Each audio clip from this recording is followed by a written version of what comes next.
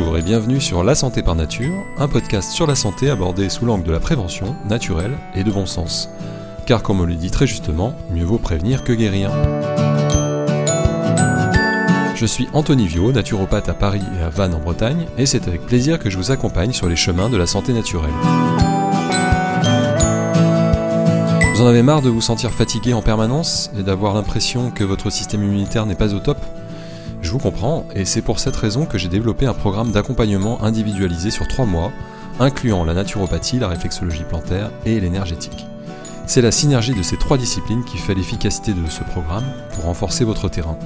Vous bénéficierez en plus d'un suivi individualisé, et en cadeau, je vous offrirai 6 e-books de santé naturelle. Alors si vous souhaitez profiter de cet accompagnement unique et donner un coup de boost à votre vitalité, rendez-vous sur mon site www.anthonyvio.fr. En attendant, je vous souhaite une bonne écoute.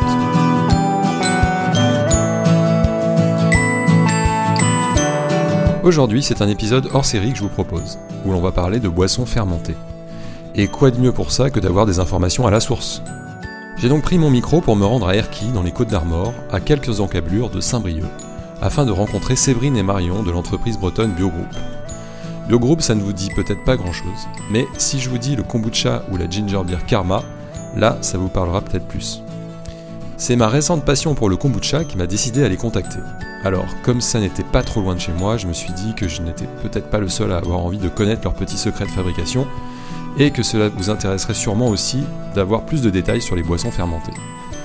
Je précise que l'épisode n'est pas sponsorisé par la marque, que je n'ai pas touché de pot de vin, ou plutôt de pot de kombucha pour en faire la pub, et je voulais juste vous faire découvrir leurs produits, que j'apprécie particulièrement, pour leur goût, mais surtout pour leurs bienfaits pour la santé, et rencontrer les personnes qui se cachent derrière. Allez, je vous emmène maintenant respirer l'air marin de la Bretagne Nord. Vous venez ?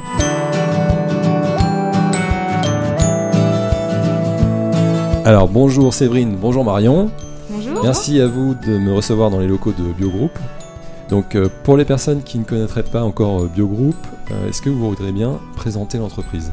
Oui, bien sûr. Donc moi c'est Séverine, je travaille au service marketing et communication de l'entreprise depuis plus de 6 ans maintenant. Pour faire assez simple, Biogroup c'est une entreprise bretonne. On est basé à Erquy dans les Côtes-d'Armor. On fête nos 15 ans l'année prochaine, donc ça va être une grosse année pour nous.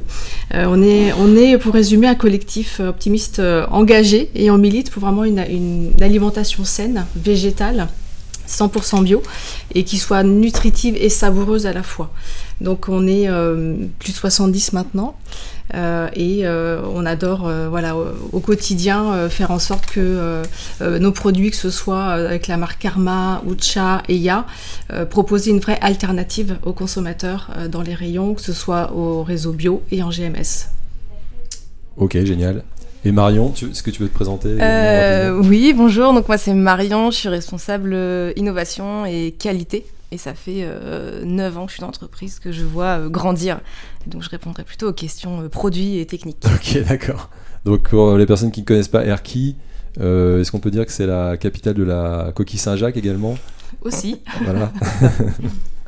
Ok, donc en fait Biogroup, c'est plusieurs marques. Donc quelles sont vos marques ? Alors on a 3 marques, donc Karma qui est notre marque emblématique, donc on fête également les 15 ans donc l'année prochaine, donc qui est une marque de boissons, notamment avec le kombucha, le kéfir de fruits et la ginger beer plus récemment. On a également la marque Ya, donc depuis 2017 on fabrique des alternatives végétales gourmandes à base de lait de coco, lait d'amande, lait d'avoine et de riz. Et plus récemment, depuis 2 ans maintenant, la marque Ucha pour rendre accessibles ces produits sains et bons au plus grand, plus large public et consommateurs, donc sous la marque Ucha, donc disponible dans les rayons frais des grandes surfaces. D'accord, donc Ucha c'est une marque qui n'est pas disponible dans les magasins bio par exemple, mais tout à fait. Alors que et l'inverse c'est vrai également les kombucha par exemple, c'est pas disponible Karma, sous la marque c'est Karma, ça, vous allez le trouver dans les plus grandes enseignes et chez des indépendants du réseau bio comme La Vie Claire, Naturalia, Biocoop et Ucha, vous allez avoir donc tout ce qui va être Système U, Auchan, Carrefour, Monoprix. Vous avez également un kombucha sans sucre. c'est ça? Vous avez un... On a trois références de kombucha sans sucre. Ah, d'accord. Kombucha, donc on a agrumes, fruits rouges et gingembre citron vert. Ok. Oui. Et sinon, tous vos kombuchas sont avec sucre? Ils sont pauvres en sucre. Mais pauvres en sucre, c'est ça qu'il faut préciser. Exactement. C'est ça l'intérêt du kombucha. Ouais, on fait partie des kombucha les moins Ouais. sucrés du marché. L'idée, c'est vraiment d'être une alternative au soda. Ouais. Donc, on a 2,5 grammes de sucre pour 100 millilitres quand les sodas en ont 4 fois plus, quoi. Ouais, c'est ça. Donc, un des intérêts du kombucha. Pourquoi est-ce que vous avez des bouteilles qui sont plutôt assez contenantes? C'est-à-dire, votre plus petite contenance, c'est 50 centilitres, c'est ça? Sur la marque Karma, on Karma. propose du 50 et du 1 litre. Ok, L'idée, c'est notamment d'avoir un format familial, d'accord. et on n'est pas encore on n'est pas sur le vrac, mais Ouais. d'avoir quand même un format plus important. Après, effectivement, on a, là sur la gamme 0, par exemple, mis un format 75 centilitres. Donc, on essaye quand même de répondre à plusieurs demandes. Le format 500 se prête à des personnes qui veulent peut-être partir avec leur bouteille au boulot ou en tout cas qui veulent varier les plaisirs en termes de parfum. Donc, ils veulent en avoir plusieurs dans le frigo. Et on a le format familial ou un peu plus festif, effectivement, avec 1 litre qui permet de partager plus facilement son kombucha. Ok. Et vous êtes distribué dans toute la France? Tout à fait, et même à Ouais. l'export. À l'export aussi, d'accord. Oui, dans l'Europe, on est sur une quinzaine de pays en export. Ah ouais, d'accord, Ouais. ok. Excellent. Et quel est votre produit phare?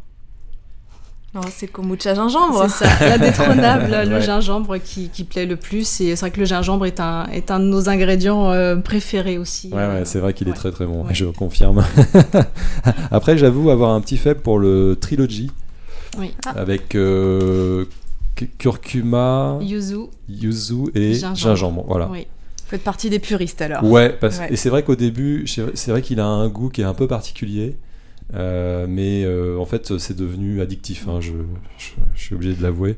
Alors, pour la petite histoire, c'est un kombucha qu'on a sorti en édition limitée pour les 10 ans.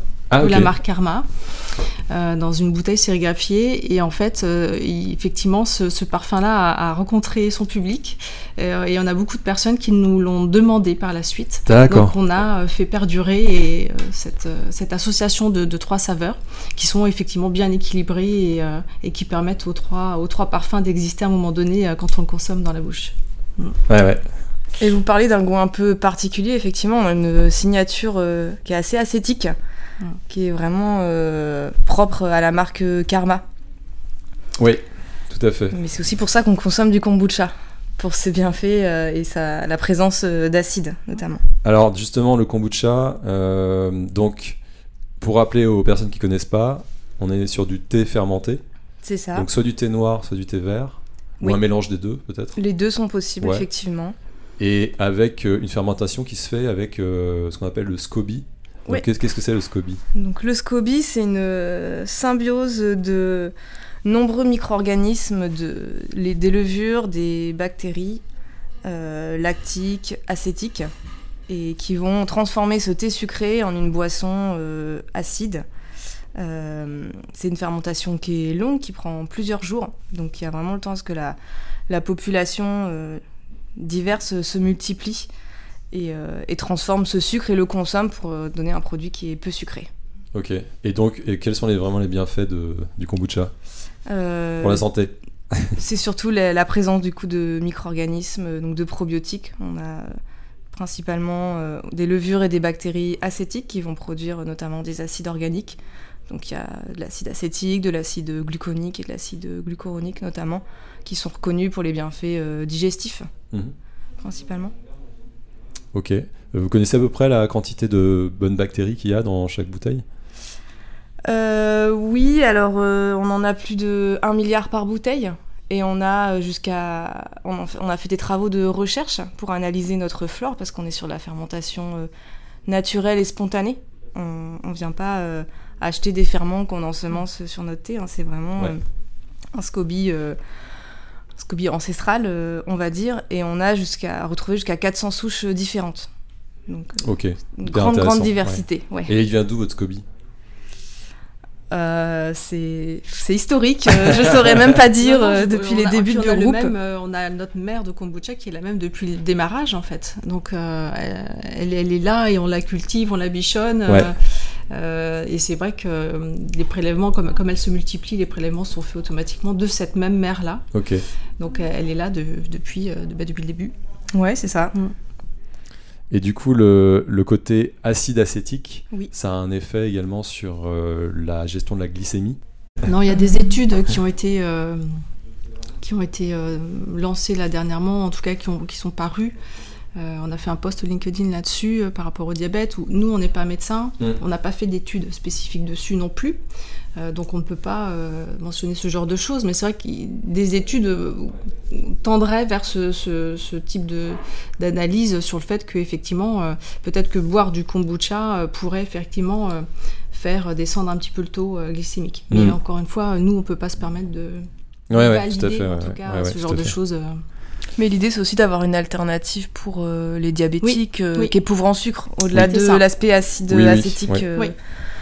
C'est-à-dire qu'on est sur des boissons, comme je disais tout à l'heure, qui sont peu sucrées, mais qui sont pétillantes, qui peuvent être un peu plus festives aussi. Les diabétiques, malheureusement, aujourd'hui, à part le Perrier, sans les citer, sans le faire de pub. Jus de tomate.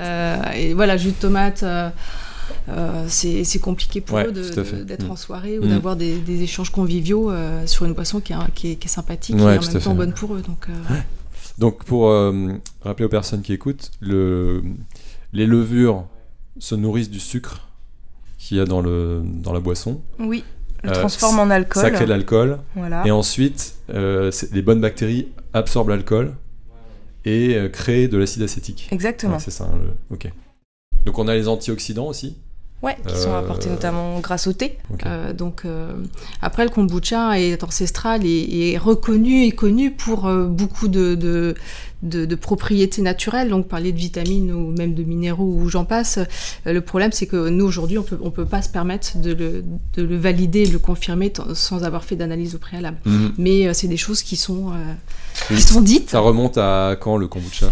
On est à plus de 2000 ans. Ouais, donc voilà, ok. C'est validé. Par la pratique, après, pas par les analyses. Okay. Et puis au-delà des analyses, c'est les études cliniques. Oui. Ouais, c'est ça. Qui sont pas accessibles à des PME comme les nôtres. Oui, bien sûr, ouais. Mais c'est vrai que le gingembre, je parlais du gingembre, mais il y a la grenade aussi, la grenade boost. On est sur un principe actif antioxydant naturel. Oui. Donc voilà, on essaye d'apporter en tout cas des bénéfices santé complémentaires. Ouais. Avec des associations de saveurs au kombucha qui sont bonnes, qui sont saines. D'où est-ce qu'ils viennent, vos ingrédients, en gros? Ça dépend. On essaye de faire quand on peut sur du local. Après, voilà, on a je vois pour la coco, par exemple, ça pousse pas encore près de chez nous. Avec le réchauffement climatique, malheureusement, peut-être un jour. Peut-être, mais, voilà, donc on essaie de faire du local tant que possible. Sinon, quand on va vraiment beaucoup plus loin, on fait tout pour que ce soit des ingrédients qui sont certifiés équitables, notamment. On a même développé nos propres filières. Donc on achète en direct au niveau du thé, par exemple. Alors le thé, le sucre de canne, on est certifié Déméter également, donc qui est un cahier des charges qui est au-delà de la certification bio. On a également, comme tu disais Marion, créé des filières aussi où on a rendu possible le fait que ce soit certifié équitable pour vraiment s'assurer sur place des conditions de vie des producteurs et des salariés. On a Thibaut, Bernard et Laurent, le fondateur, qui vont régulièrement aussi se rendre sur place pour voir ce qui est fait et dans quelles conditions réellement travaillent les personnes. On a participé à la création d'une pharmacie au Paraguay. Enfin, on est vraiment dans cette optique de si on va chercher des ingrédients loin, il faut qu'ils soient bons et bio à minima, et en même temps qu'ils ont une espèce de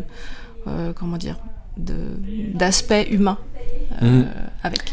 Et au-delà du local, c'est quand même une vraie volonté d'aller chercher des ingrédients là où ils sont les meilleurs. On a fait vraiment un gros travail parce que en alimentaire, la qualité de chaque matière joue vraiment sur le produit fini.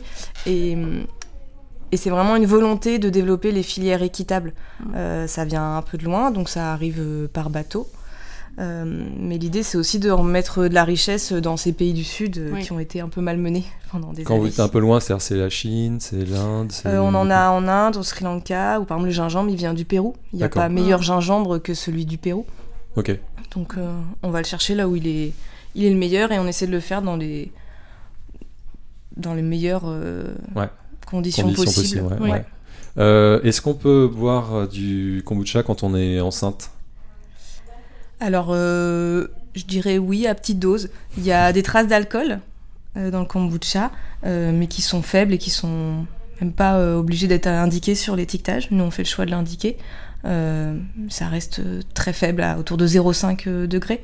Donc, ça reste, je pense, une alternative aux produits trop sucrés. Mais voilà, je pense qu'un verre par jour, c'est largement suffisant.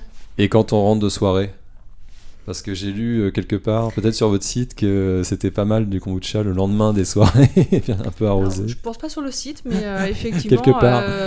Voilà, à partir du moment où ça fait du bien à la digestion, et en tout cas ça facilite, quand on est un peu barbouillé d'une soirée, c'est un peu plus bénéfique, effectivement. Et puis ça vient réhydrater le corps. Et ça vient réhydrater, oui. Mais vous parliez des femmes enceintes, les enfants, on se pose aussi la même question. Ah, oui. Souvent ce retour sur les enfants, est-ce que les enfants peuvent en boire Donc la réponse est la même.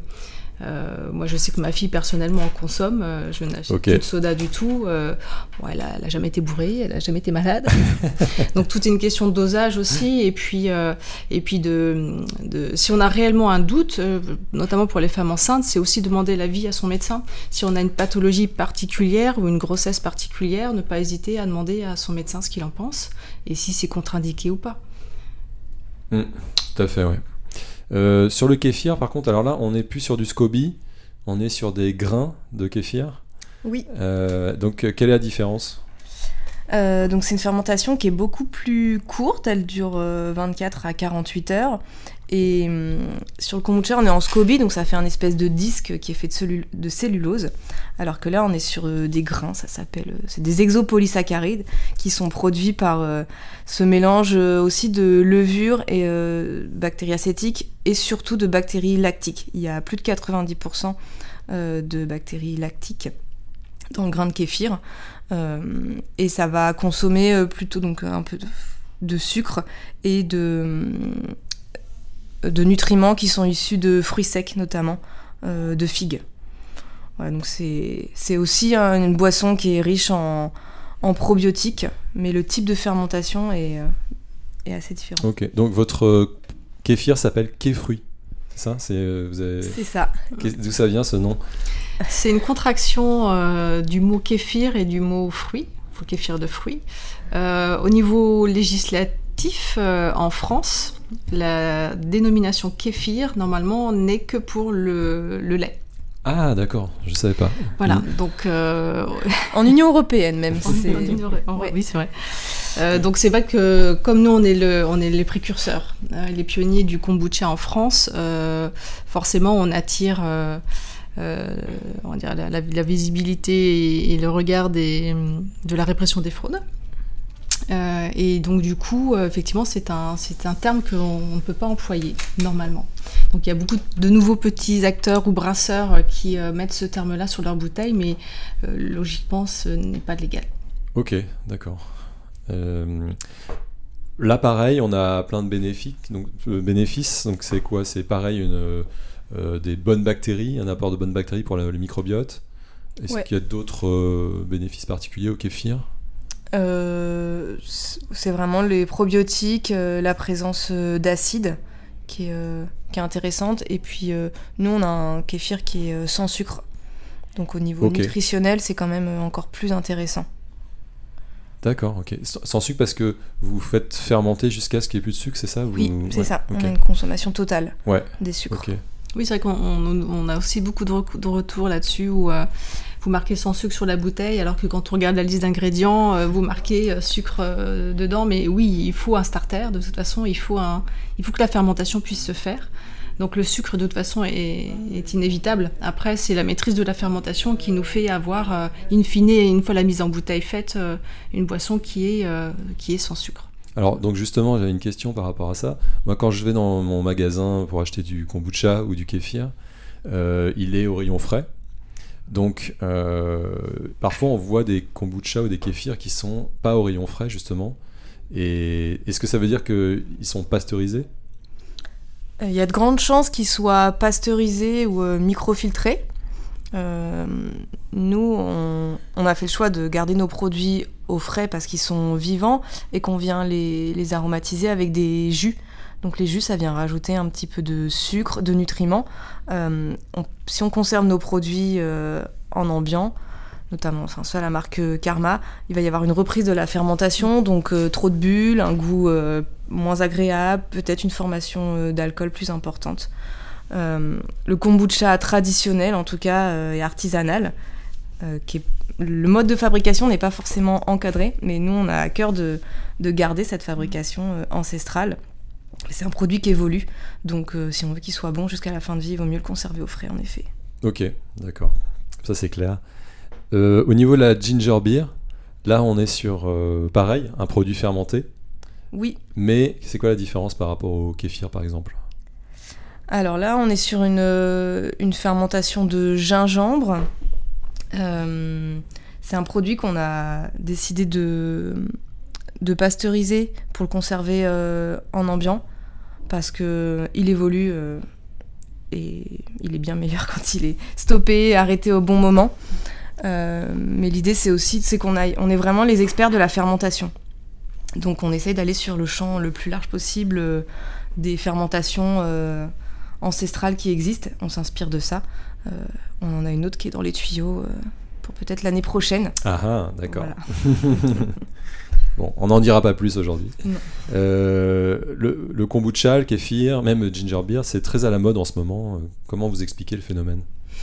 Il y a une grosse tendance, effectivement, ce qu'on appelle la tendance du YOLO aussi, où les gens sont de plus en plus en attente de consommer différemment. Je pense que le Covid a été un accélérateur de ce changement, où effectivement les consommateurs se sont un petit peu plus éduqués, ont eu le temps de lire des choses, de faire par eux-mêmes et de se documenter sur la fermentation de manière générale. Et en tout cas de trouver et de chercher des alternatives qui soient plus saines, mais en conservant le côté plaisir et gustatif. On est aussi sur des générations qui arrivent, qui sont beaucoup plus curieuses aussi.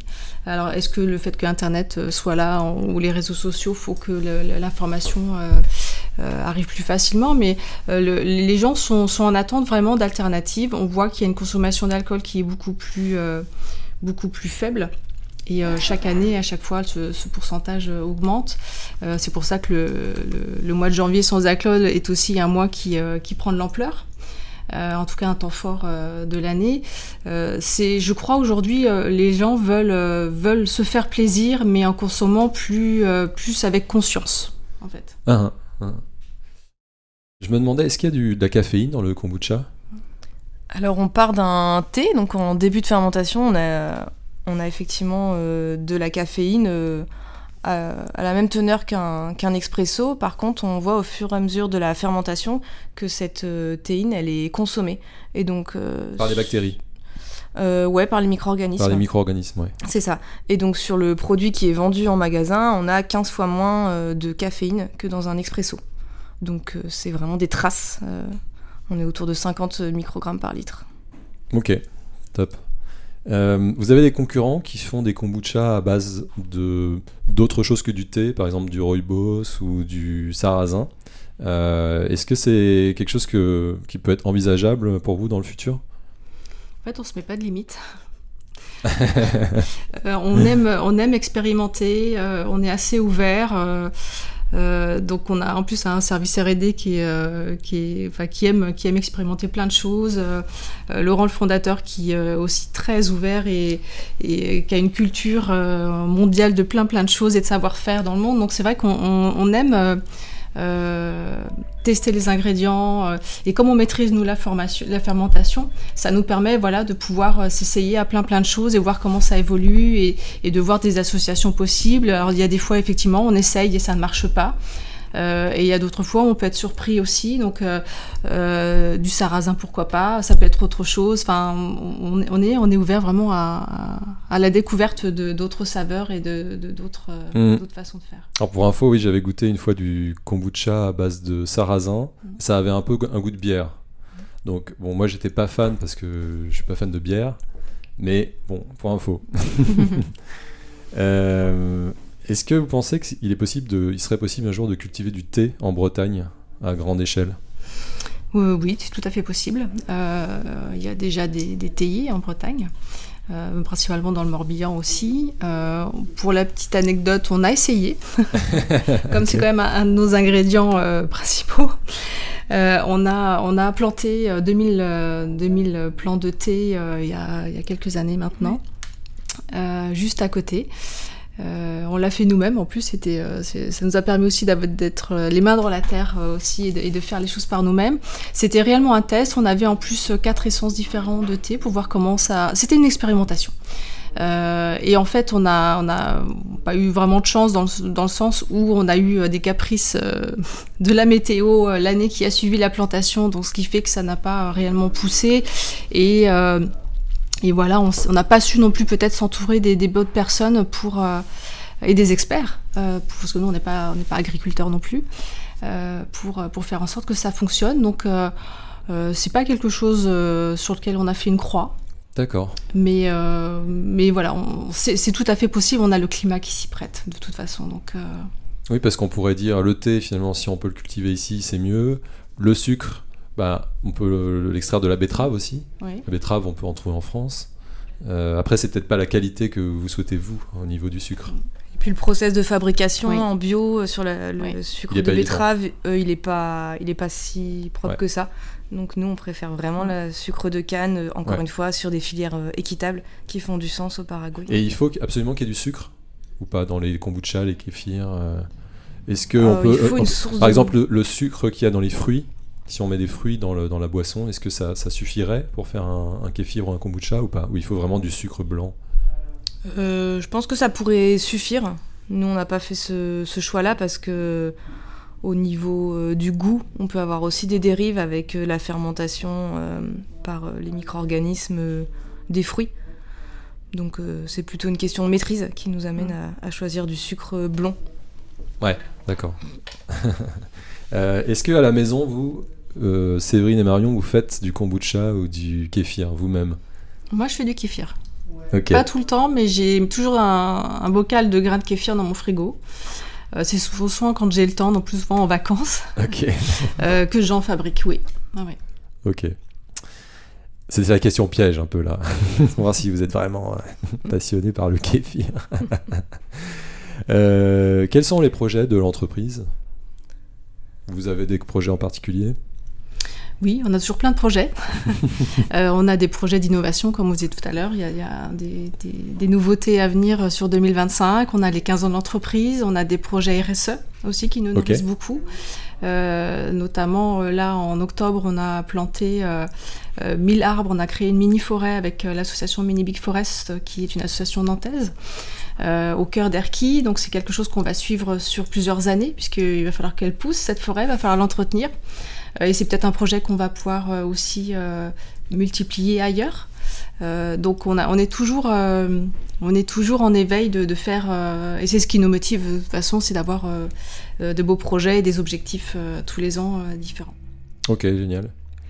Est-ce que, je me posais la question, est-ce que vous communiquez, vous qui êtes les leaders du marché, là, est-ce que vous communiquez auprès de l'État, du ministère de la Santé par exemple, sur les bienfaits des bonnes bactéries, des boissons fermentées, etc. Est-ce que vous avez une démarche comme ça d'éducation un peu à grande échelle à ce niveau-là ?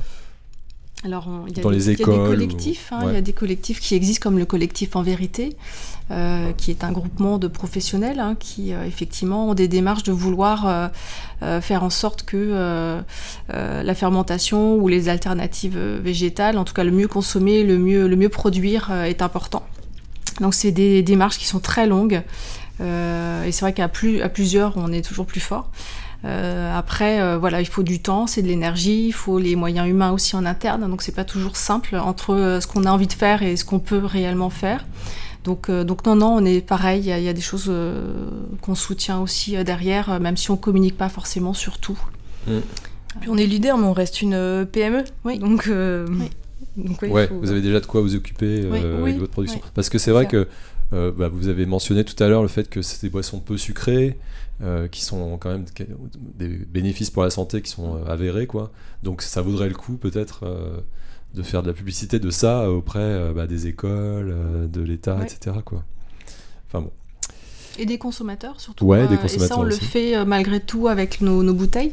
C'est-à-dire que le Planet Score, par exemple, c'est aussi une démarche qui est pour le consommateur, de transparence, d'honnêteté et de faire en sorte que le consommateur final sache. Donc c'est ce qu'il achète. Planet Score, vous pouvez rappeler ce que c'est ? Le Planet Score, c'est un label qui permet d'avoir une notation. Une évaluation. Ouais. Une évaluation par rapport à des critères de biodiversité, d'environnement,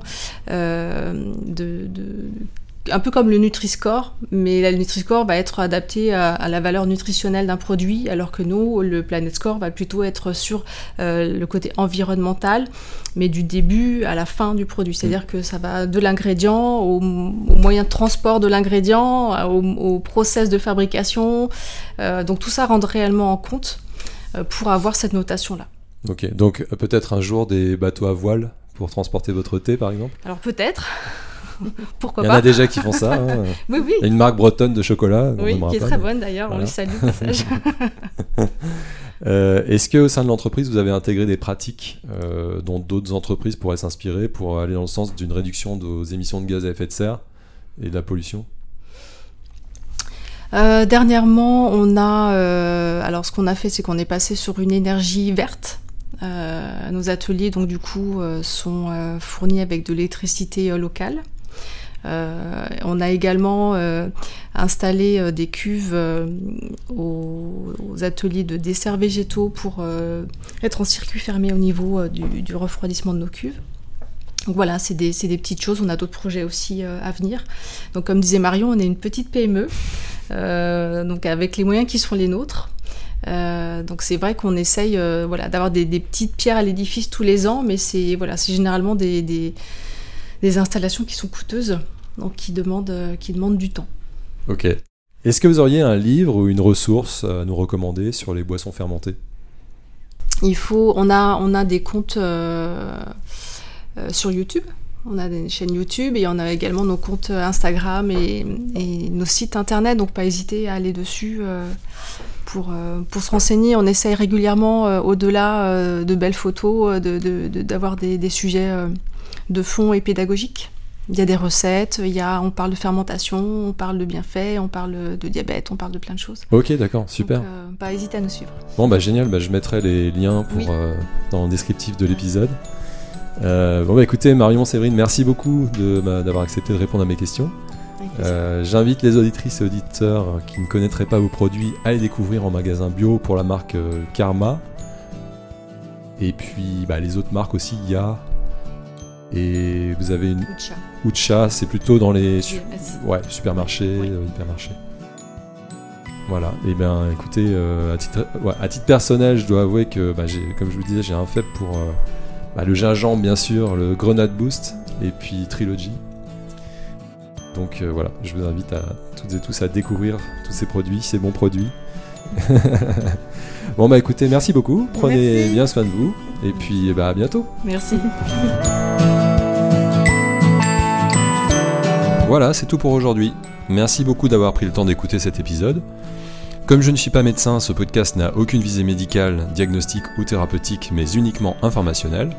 En cas de problème de santé, consultez votre médecin et surtout, n'arrêtez ou ne modifiez jamais vos traitements médicaux sans lui en parler. La santé par nature est un podcast que je réalise moi-même, donc si vous le trouvez intéressant, vous pouvez m'aider à le faire connaître en le partageant autour de vous. N'hésitez pas également à vous abonner, ainsi qu'à ma newsletter, pour être au courant de mon actualité. Et je vous invite également à faire un tour sur mon site www.antonivio.fr pour en savoir plus sur mon activité ou prendre rendez-vous pour une consultation ou un accompagnement personnalisé. Voilà, je vous souhaite une très bonne année 2025, rendez-vous au prochain épisode, et d'ici là, prenez bien soin de vous et à votre santé.